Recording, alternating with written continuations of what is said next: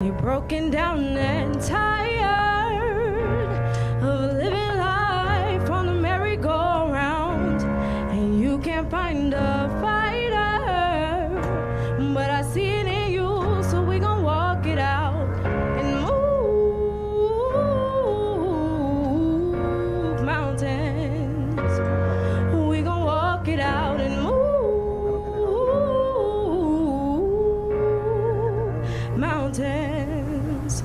And I'll rise up, I'll rise like the day, I'll rise up, I'll rise unafraid, I'll rise up, and I'll do it 1,000 times again. And I'll rise up, high like the waves, I'll rise up, in spite of the ache, I'll rise up, and I'll do it 1,000 times again. For you,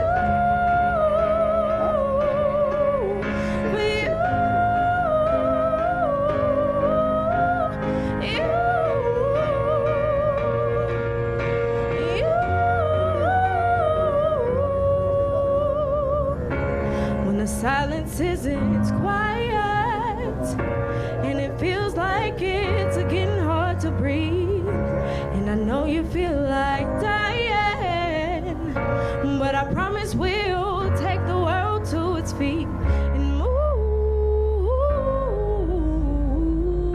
mountains, bring it to its feet and move mountains. And I'll rise up, I'll rise like the day, I'll rise up, I'll rise unafraid, I'll rise up, and I'll do it 1,000 times again. For you, for you,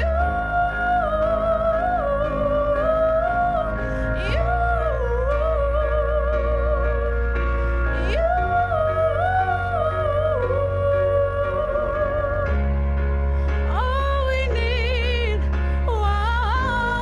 we need is hope, and for that we have each other, and for that we have each other.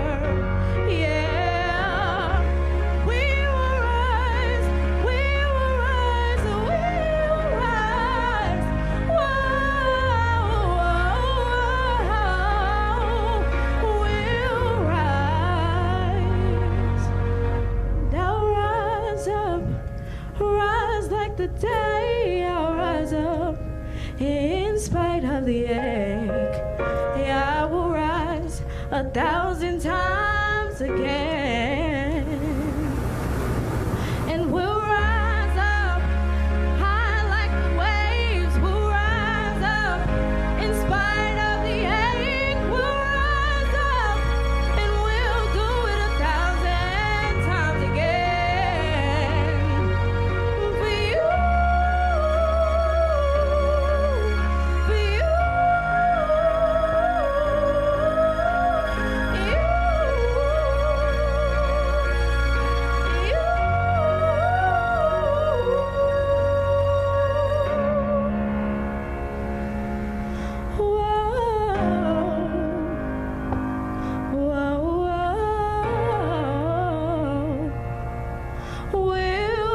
rise.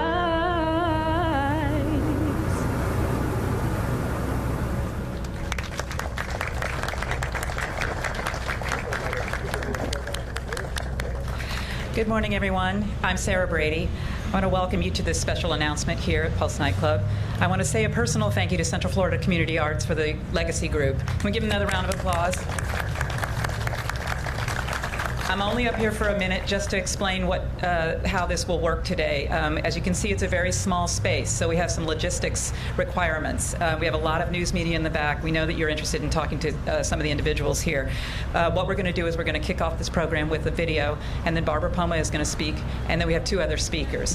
When they're done, and when the program is over, we'll bring the three of them back to you over back there, so you all don't have to leave your stations and try to scurry around. It's just going to be too complicated. So we ask that you respect our logistics and have a little patience with us as we try to navigate through. So without further ado, I'd like to start the program.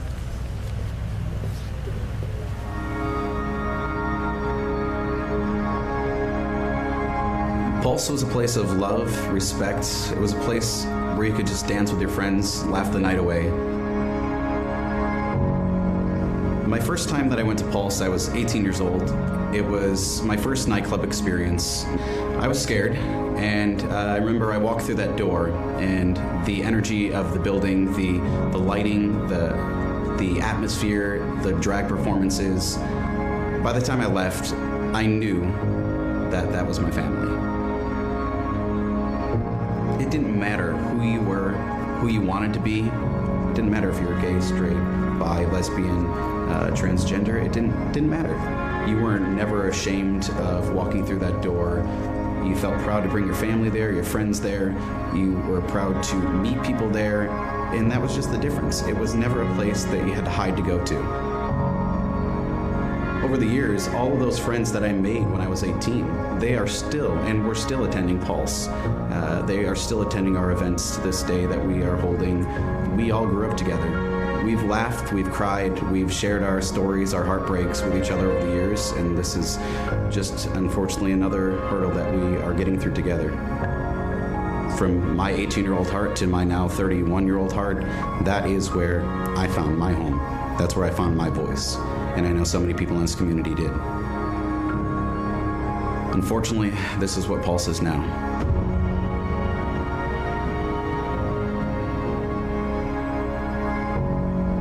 I started the onePULSE Foundation shortly after the tragedy of June 12th, 2016 at Pulse nightclub for two reasons. One is I really wanted to make sure that the site would always remain memorialized forever for everyone who lost their lives there, for their families, and for our entire Orlando community. I also wanted to help the families through the process of healing.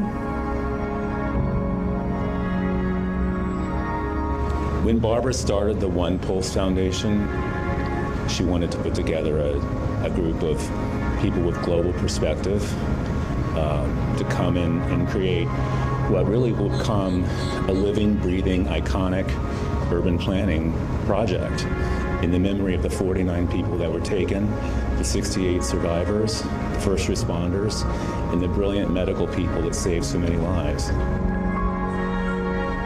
I could never have walked away from this. I really feel passionate about being honored to do this for these families and for our community. So it wasn't an option for me. The fund will be used to support the construction, the endowment, the maintenance, and the scholarships that will be all part of the memorial. I mean, this is a community-driven initiative that we'll need a lot of help with. As you know, we're all still mourning this tragedy. And I can tell you, we will not let hate win. I know once it's unveiled and we have it here, that it'll find a place of comfort. But I know in 100 years, it should be a place of education and a place of change and remembrance. And so I hope we aren't giving people labels and calling them by their sexuality. And I just hope that that becomes erased. And I hope that children grow up in a much kinder, more loving atmosphere. I just really wanted to create change.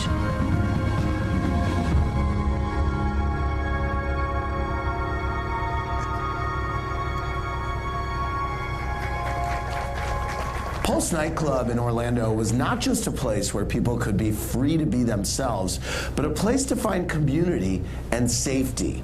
To know that the essence of Pulse was shattered by the deadliest mass shooting in our country's history remains just as unimaginable today as it was that night, June 12th, 2016. This memorial is intended to preserve the heart of Pulse, a place where everyone was welcome and loved. This memorial will be designed as a place to grieve, to honor lives lost and saved, as well as serve as a place to heal and learn.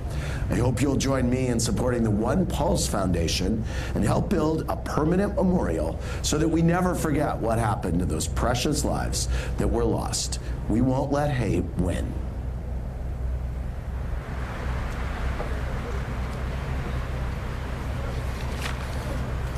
Good morning and welcome. This is an important day for all of us. We have come so far in these 11 months. Finally, I can say that I'm finding hope and inspiration by being back here at Pulse. And the reason is because today I'm able to share with you what I believe is news that will help in our mission of healing. Like all of you, it isn't easy for me to stand on this site. What began as a place for fun and joy is now sacred ground. For nearly 13 years, Pulse served as a place of love and acceptance for the LGBT community, and it should have been the last place for such a tragedy. I invited each of you here today because Pulse has become part of you, and you a part of Pulse. What was once our little corner at Kaylee and Orange is now shared with the world. Together, we are all a part of Pulse's future, right here on this property. Before we begin, I'd like to first recognize a few people who are here today. In particular, I'd like to thank Orlando Mayor Buddy Dyer, Mayor Teresa Jacobs, and Commissioner Patty Sheehan, who have shown extraordinary strength and leadership.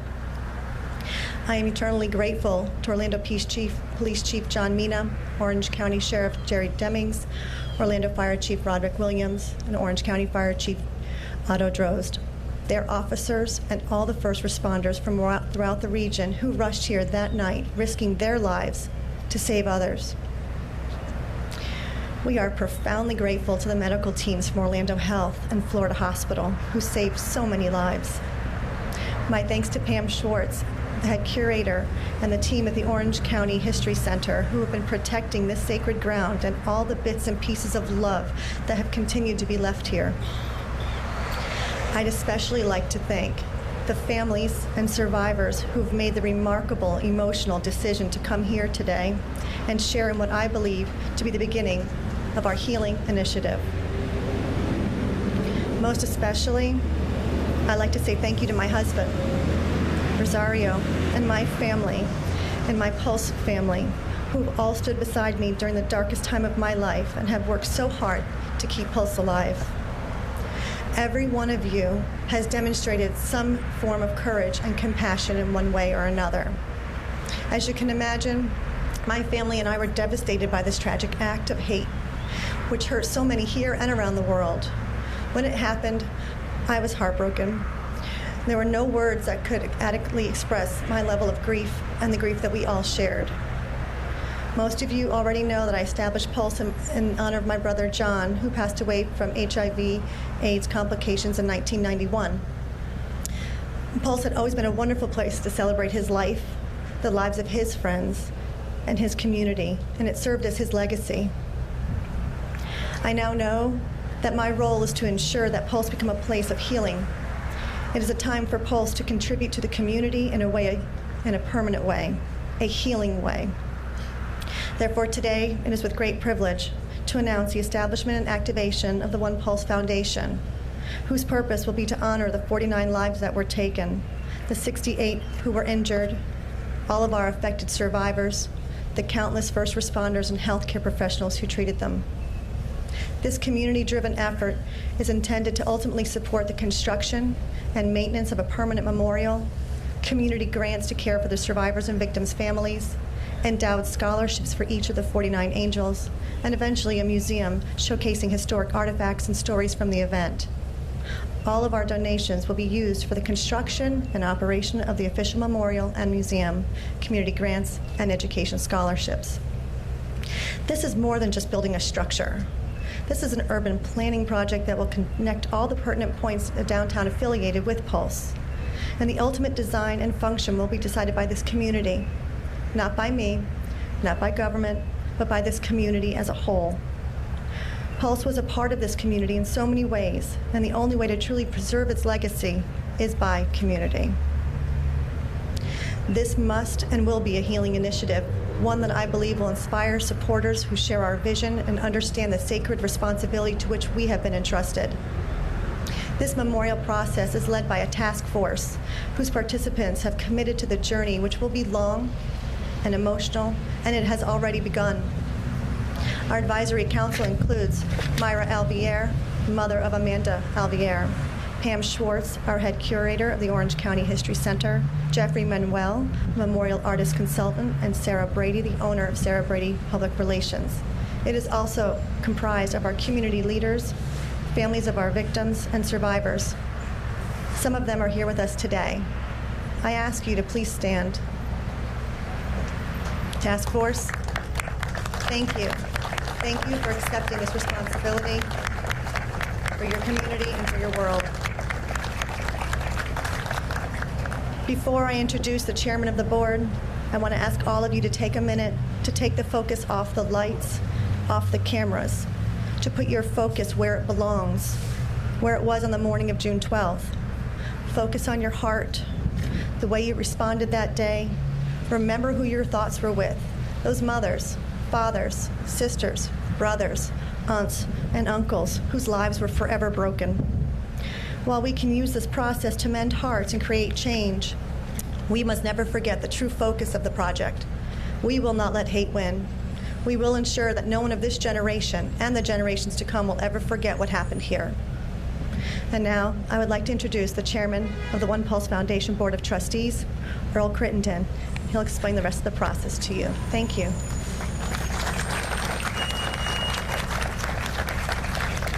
Thank you, Barbara, and good morning, everyone. As a third-generation Orlandoan, as well as someone who was actually born in Orlando Health, which played such a critical role in the Pulse nightclub tragedy, words can simply not express my appreciation to be involved in this important healing project. When Barbara explained her vision about establishing a national memorial, it never occurred to me to say no. Barbara's conviction, integrity, and concern for the victims' families and survivors is ingrained in the recollection of meeting her and really getting to know her heart. Last year, in that horrible morning of June 12, people around the world witnessed in real time what pure hatred looks like. As I was making notes this morning, I realized that this year happens to be the 50th anniversary of the 1967 Summer of Love event in San Francisco. 5 decades ago, people were contemplating the same questions and the same recurring themes. Where's the love? Where is the humanity? How do we fix the hatred in society? Well, sadly, hatred wasn't fixed, as we all know. It's still here, and it got worse. Hate is a learned behavior. That means the burden to make change falls on us, right here and right now. I've heard Barbara say repeatedly, when we are weak when we are divided. We are weak when we are divided. We all have to be strong together. It really is true that teaching others with kindness and acceptance could help eradicate the kind of hate that took 49 souls that led us to gather here today. Mayor Dyer, Mayor Jacobs, you both stood so strong and led our region with strength and with kindness, with the world watching in shock and in mourning as the events of June 12 unfolded. The leadership demonstrated by our city and county commissioners and law enforcement has been extraordinary. Orlando is the most visited city in the United States. The 66 million people who came here before June 12 knew Orlando for fun, sun, citrus, great attractions, and great restaurants, MLS soccer, and a dazzling new performing arts center downtown. After the tragedy, the world saw the real Orlando, real people with big hearts and loving, inclusive, and a diverse community. Our inclusiveness is not a result of the Pulse tragedy, but a reflection of what our culture was before June 12. Without question, we are changed. Hearts remain broken. The path to healing is a long one. But today we're here to help Pulse move past the tragedy towards a new phase of healing with an initiative to create an iconic, meaningful national memorial to the victims, the survivors, first responders, and medical professionals. And here's how the process will move forward. The solemn journey begins with collecting the thoughts and desires of the victims' families and survivors. This process will also include the reflections and wishes of the first responders and Orlando Health medical teams who saved so many lives. We will also capture the community's thoughts and input, which are of absolute critical importance. Once the data is collected through a survey process supported by the American Institute of Architects, the Foundation Task Force and Board of Trustees will begin the discovery process about what the actual memorial, its campus and museum will look like and how it will reflect the Foundation's mission. The task will not be easy, we know that. Again, we are in the very beginning of this special project, so there are very many questions we cannot yet answer. But we do know we need your help from each and every one of you. There is room for everyone at this table, and we invite you in. Now, it is my absolute honor to introduce our National Board of Trustees for the onePULSE Foundation, global leaders who have big hearts and great vision who stepped up to honor those taken. Please stand when I call your name. Only 4 trustees could not be here with us today. And please hold any applause until the end. Lance Bass, entertainer from Los Angeles. Ali Benitez Law Firm from Orlando. Vicki Berman, shareholder, Dean Mead Law Firm, Orlando. Kathy Brown Butler, Senior Vice President, Bank of America, Orlando. Mark Cosgrove, partner, Capital Strategies, Orlando.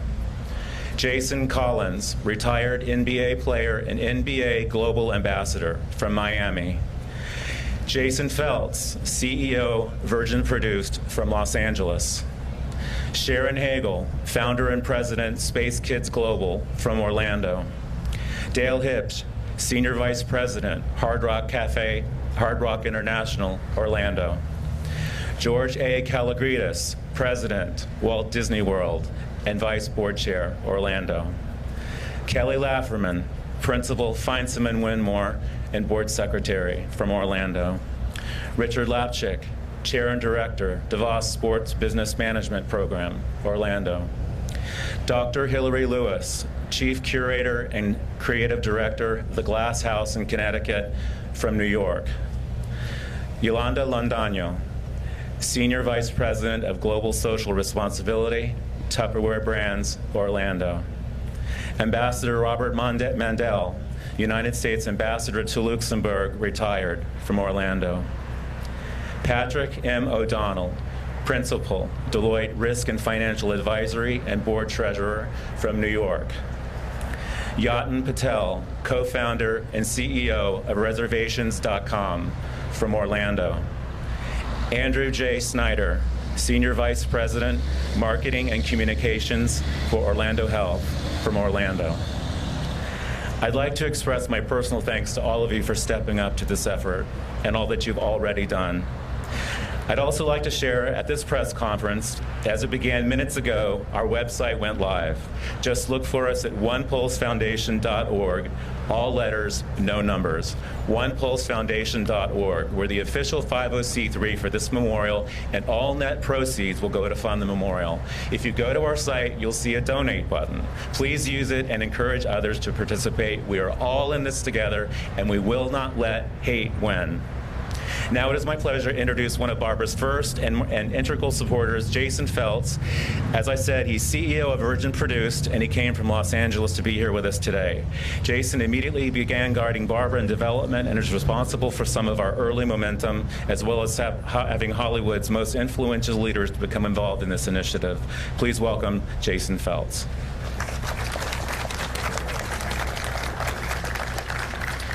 Thank you. Like everyone else, I was shocked when I turned on the television the morning of June 12th, 2016. I was aware of Pulse nightclub, and I'd had many close friends who found it to be a safe place, a place for them to be their authentic self. One of those friends, Conrad Pratt, phoned me in the middle of the night, hysterical, crying into the phone. He said, "You've got to do something. We need to use whatever influence we have to help. We can't be spectators to this tragedy. I agreed. But like so many others, I just felt devastated watching all of this unfold.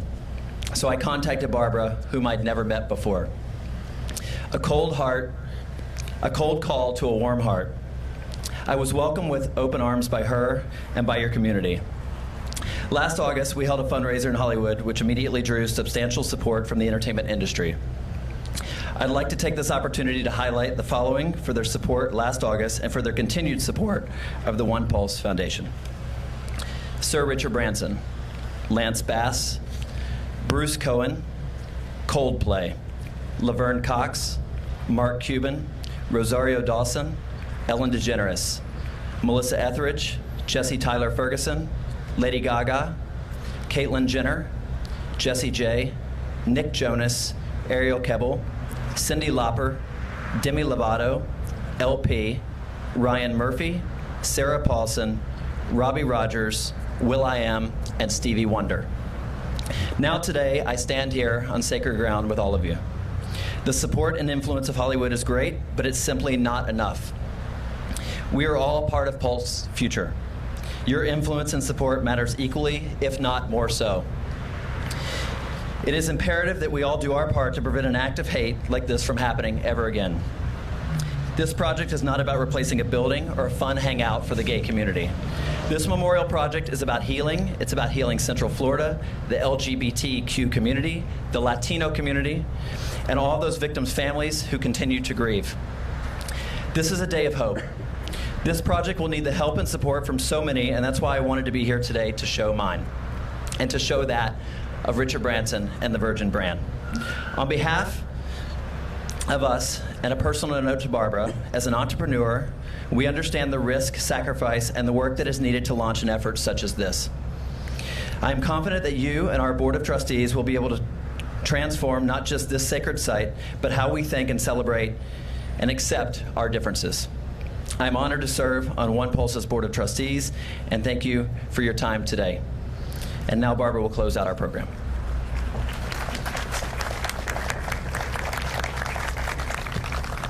Thank you, Earl and Jason. We would not have been able to launch this foundation without you, or this task force, or this Board of Trustees. I remain awestruck by the love and support we have received from these respected leaders who have come to see this effort move forward. I realize that this is a long-term undertaking. Long before we reached this point where we are today, I visited Oklahoma City and New York City and met with the individuals who built the iconic memorials in their respective communities.